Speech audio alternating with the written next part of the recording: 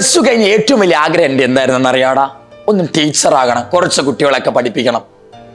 ഈ ആഗ്രഹം കൊണ്ട് വീട്ടിൽ ചെന്ന് അമ്മേൻ്റെ അച്ഛനടുത്ത് പറഞ്ഞു. അമ്മയും അച്ഛനും വീട്ടുകാരൊക്കെ നിർബന്ധിച്ച്, നാട്ടുകാരും വീട്ടുകാരും സുഹൃത്തുക്കളൊക്കെ നിർബന്ധിച്ച് നീറ്റിന് പറഞ്ഞയച്ചു.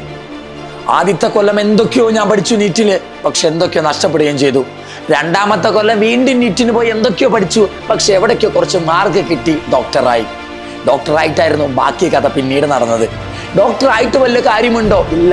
എനിക്ക് ഇഷ്ടപ്പെട്ട പ്രൊഫഷൻ എന്താ? കുട്ടികളെ പഠിപ്പിക്കുക. ഡോക്ടറായിരുന്നിട്ടും ഞാൻ എൻ്റെ ഇഷ്ടപ്പെട്ട പ്രൊഫഷൻ ചെയ്തുകൊണ്ടിരിക്കുക. എന്നെ പോലെ ഇഷ്ടപ്പെട്ടതൊന്നും പക്ഷെ ആയത് വേറൊന്നുമാകാൻ നിങ്ങൾക്ക് താല്പര്യമുണ്ടോ? ഇല്ല.